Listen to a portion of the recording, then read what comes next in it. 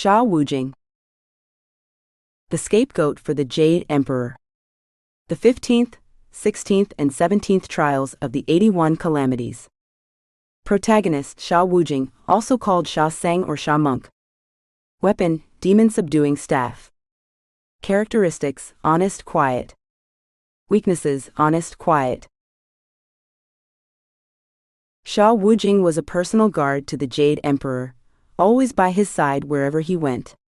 As the ruler of the heavenly court, the Jade Emperor had others handle all tasks, big or small. He wouldn't even lift a curtain himself, relying on his personal guards for such duties. Xia Wujing was specifically responsible for lifting the Jade Emperor's curtain, earning him the title of curtain-lifting general. The curtain-lifting general was essentially the Jade Emperor's doorman plus bodyguard.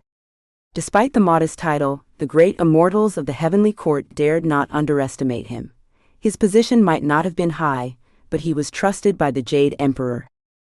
The Jade Emperor chose Xia Wujing as his attendant because he was a man of few words. Xia Wujing focused on his work, rarely spoke, and never gossiped about matters like where the Jade Emperor went today, or what the Jade Emperor did yesterday. The Jade Emperor felt secure keeping such a person close by. The curtain-lifting general who took the fall for the Jade Emperor. One day, the Queen Mother of the West held a peach banquet, inviting all the great immortals of the heavenly court, including the Jade Emperor. The Jade Emperor arrived early at the event, and the curtain-lifting general raised the curtain to allow his entry, then stood guard at the door. Soon after, the Jade Emperor came back out and said to the general, "We're too early. Besides a few palace maidens, no one else is inside. I want to take this time to have a few drinks. If the Queen Mother arrives, you must inform me immediately. She doesn't allow me to drink." The curtain-lifting general nodded, lifted the curtain once more, and the Jade Emperor went inside to drink heavily. Standing at the entrance, the curtain-lifting general kept a watchful eye on his surroundings, thinking, "As soon as the Queen Mother arrives, I'll loudly announce, 'The Queen Mother is here,' so the Jade Emperor will be alerted." Soon a deity approached from afar, and the curtain-lifting general saw it was the Supreme Lord Lao, who enjoyed drinking as much as the Jade Emperor, who had arrived early at the peach banquet to drink more before the Queen Mother's arrival. The curtain-lifting general lifted the curtain for the Supreme Lord Lao, who politely said, "Thank you, General." The general simply smiled and nodded in response. The Supreme Lord Lao suddenly remembered something, pulled out a pill from his robe and said, "This is my latest alchemical pill. It can enhance your cultivation by 500 years. Here, take it." The curtain-lifting general initially wanted to refuse, but due to the Supreme Lord Lao's enthusiasm, he accepted it. The Supreme Lord Lao added, "Hurry and take it, the potency might weaken if left for too long." Seeing the Supreme Lord Lao's hopeful gaze, the general swallowed the pill. Immediately, he felt a surge of power and clarity, thinking, "The Supreme Lord Lao's elixir truly lives up to its reputation." The Supreme Lord Lao didn't leave, and instead looked at the curtain-lifting general with anticipation, asking, "How do you feel?" The curtain-lifting general wanted to say, "I feel good," but found himself unable to speak. Seeing that the general seemed to have lost his voice, the Supreme Lord Lao said, "I knew the pill might have side effects, but I didn't expect it to cause muteness. Don't worry, it's only temporary, probably due to the pill's potency. You should be fine after a couple of days of rest." With that, the Supreme Lord Lao went into the palace to drink with the Jade Emperor. The curtain-lifting general thought, "That old fellow actually used me to test his pill. I'll have to be more cautious about accepting anything from him in the future." At that moment, a group of people floated in from the distance, with the Queen Mother of the West leading them. The curtain-lifting general tried to announce, "The Queen Mother is here," but realized he was now mute and couldn't make a sound. Panicking, he thought, "The Jade Emperor wanted me to warn him when the Queen Mother arrived, but I can't make any noise. What should I do?"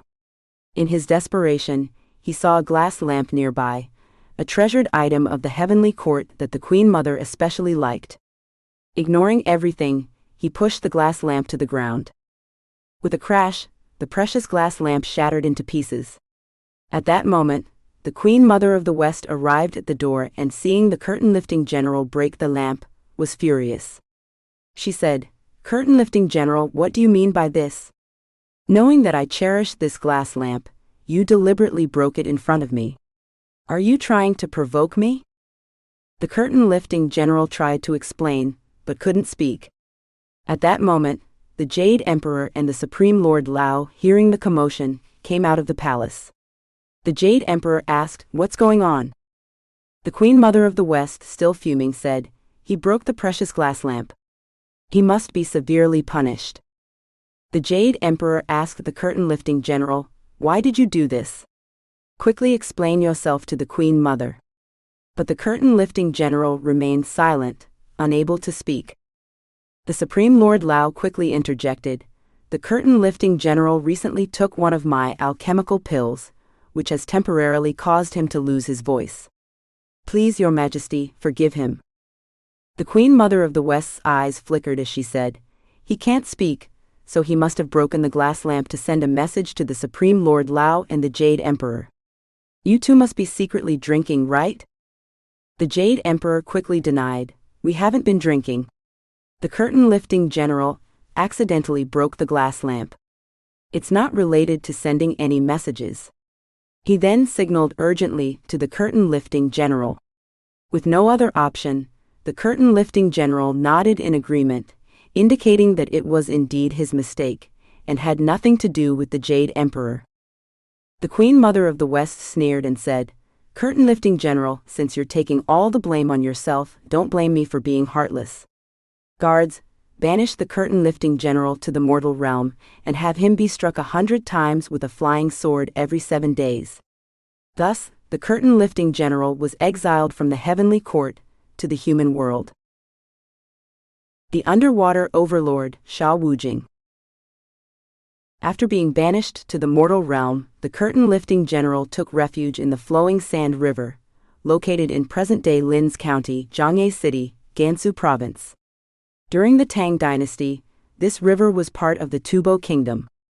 At that time, the river was several hundred miles wide, making it difficult for even deities to cross and rarely visited by people.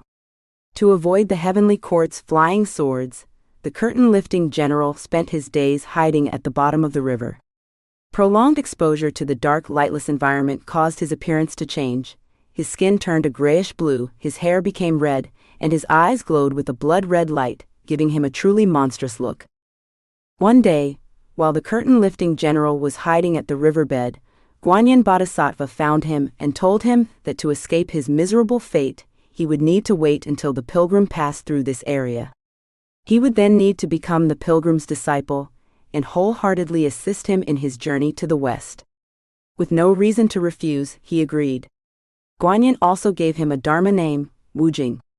Since his original surname was Sha, he was henceforth known as Sha Wujing. After an unknown amount of time, Sha Wujing noticed someone arriving at the shore of the flowing sand river. Among them was a monk riding a white horse, accompanied by a pig and a monkey. They were blocked by the wide river and seemed at a loss for what to do. When Sha Wujing saw Tang Seng, Sun Wukong and Zhu Baji trapped by the flowing sand river, he was extremely surprised. Why? Because he recognized Sun Wukong and Zhu Baji. Back when Sun Wukong caused a commotion in the heavenly palace, Sha Wujing was a guard by the Jade Emperor's side. Although he never fought Sun Wukong directly, he had witnessed Sun Wukong's unmatched prowess throughout the heavenly palace. As for Zhu Baji, although he now had a pig-like appearance, very different from his former identity as Marshal Tianpeng, Sha Wujing recognized the 9-toothed rake in Zhu Baji's hand. This rake was a divine weapon specially crafted by the Supreme Lord Lao for Marshal Tianpeng, and after working in the heavenly court for many years, Sha Wujing could not fail to recognize it. Looking at Tang Seng with his kind and compassionate demeanor and dignified appearance, Sha Wujing thought to himself, he must be the one destined to retrieve the scriptures. Whether I can change my fate depends entirely on him. But then Sha Wujing couldn't help but wonder, why is the scripture seeker traveling with Marshal Tianpeng and Sun Wukong? Sun Wukong caused a great disturbance in the heavenly palace, committed unforgivable sins, and was imprisoned under the 5 elements mountain by the Buddha. Marshal Tianping, after harassing Chang'e, was beaten and banished to the mortal realm, turning into this pig-like form. How do they dare to roam around freely? After much contemplation, Wujing finally arrived at a conclusion. These 2 troublemakers must have kidnapped the scripture seeker and are using him to bargain with heavenly court for the removal of their sins. With this thought, Wujing felt he couldn't just stand by and do nothing. He had to rescue Tangseng from the villains. Suddenly, he leaped out of the flowing sand river and lunged toward Tangseng, intending to snatch him away from Sun Wukong and Zhu Baji. On the other side, the master and his 2 disciples were pondering how to cross the river. The flowing sand river before them was perilous, with such a fierce current that even a goose feather couldn't float, let alone a boat. While Sun Wukong and Zhu Baji could fly across, what about Tangseng? Thus the strange river became the 15th trial on Tangseng's journey to obtain the scriptures, the challenge of crossing the flowing sand river. Just as Tangseng was at his wit's end, he suddenly saw a monster leap out of the river and charge toward him. Naturally, he assumed this creature intended to kidnap him, so he was greatly startled. Sun Wukong, quick to react, scooped up Tangseng and ran. Zhu Baji, who had only recently joined the team, wanted to show off his skills in front of his master and elder brother, so he bravely swung his 9-toothed rake and struck at Wujing. Wujing's plan to rescue Tangseng failed, so he had no choice but to engage in a fight with Zhu Baji. One was the martial Tianping, and the other was the curtain-lifting general. Their martial skills were evenly matched, leading to a fierce and evenly balanced battle. Meanwhile, after placing Tangseng in a safe spot, Sun Wukong saw that Zhu Baji couldn't defeat Wujing, so he grabbed his Jingu Bang and went to join the fight. As soon as Sun Wukong joined the fight, Wujing found himself unable to hold his ground, and had to retreat into the flowing sands river. Sun Wukong, not being adept in water, was hesitant to battle underwater, which gave Zhu Baji a chance to show off. Zhu Baji boasted, "I was once the Marshal Tianping, commanding 100,000 naval troops, and I'm best at water combat. Watch me dive in and take down that demon.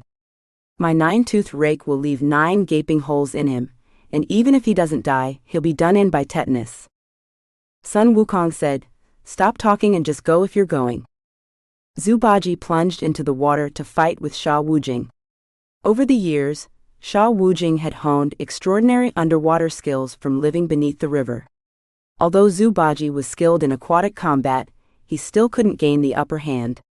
Seeing this, Zhu Baji pretended to be defeated and fled towards the shore, but Wujing didn't give chase. After reaching the shore, Zhu Baji shouted into the water, "If you're brave enough, come up here." From within the water, Wujing responded, "You think you can trick me into coming ashore so you and the monkey can gang up on me? I'm not falling for that. If you're so tough, come down here." Thus, one side refused to come ashore, while the other side refused to enter the water, and they were left in a stalemate. Wujing stayed underwater for a long time, thinking of many ways to rescue Tangseng. However, when he considered Sun Wukong's strength, he felt that none of his plans would work. While he was in distress, he suddenly heard someone shouting from the shore, Wujing, Wujing." Wujing surfaced and looked toward the shore. Seeing that the speaker was Muza, a disciple of Guanyin, he hurried over and said, "Forgive my lack of formal greeting. I didn't know Guanyin Bodhisattva was here. The journeying monk has been captured by Sun Wukong and Marshal Tianping. We need to come up with a plan quickly." Muza said, "That's not it. Sun Wukong, Zhu Baji, like you, have all become disciples of the journeying monk and are heading to the west to seek scriptures. You should come out and join them in paying respects to the master." Sand monk, Wujing, finally realized the situation, quickly leapt out of the river and went to pay his respects to Tangseng. Although Wujing became Tangseng's disciple, his initial appearance was quite terrifying. Thus the 16th trial on Tangseng's journey to the west was accepting the sand monk. After accepting Wujing, Tangseng's journey to the west team was finally complete. However, the immortals of the west were still not entirely convinced of their determination to complete the journey. To test their resolve, Guanyin Bodhisattva, Lishan Laomu, Wenshu Bodhisattva, and Puxian Bodhisattva transformed themselves into a mother with 3 daughters and conjured a grand mansion. They appeared on the path Tang Seng would travel, ready to test the pilgrims. As Tang Seng and his disciples passed by the grand mansion, created by the immortals, and requested to stay the night, the divine beings, in their guise as the mother and her 3 daughters, happily agreed. Once inside the mansion, the elderly mother, who was actually Guanyin Bodhisattva in disguise, addressed the 4 travelers. "We are quite wealthy, but unfortunately we have no men in the family. We would like you to stay and marry one of my daughters each. From then on, you would enjoy endless wealth and honor. Would you be willing to accept this offer?" Tang Seng, Sun Wukong, and Sha Wujing were resolute, declaring that their mission to the west was their sole focus and they had no intention of settling down. Only Zhu Baji was tempted by the offer, wanting to stay and become the son-in-law of the celestial family. However, he was tricked by the immortals and ended up being hung from a tree. This incident was the 17th trial on the journey to the west, known as the manifestation of the 4 saints.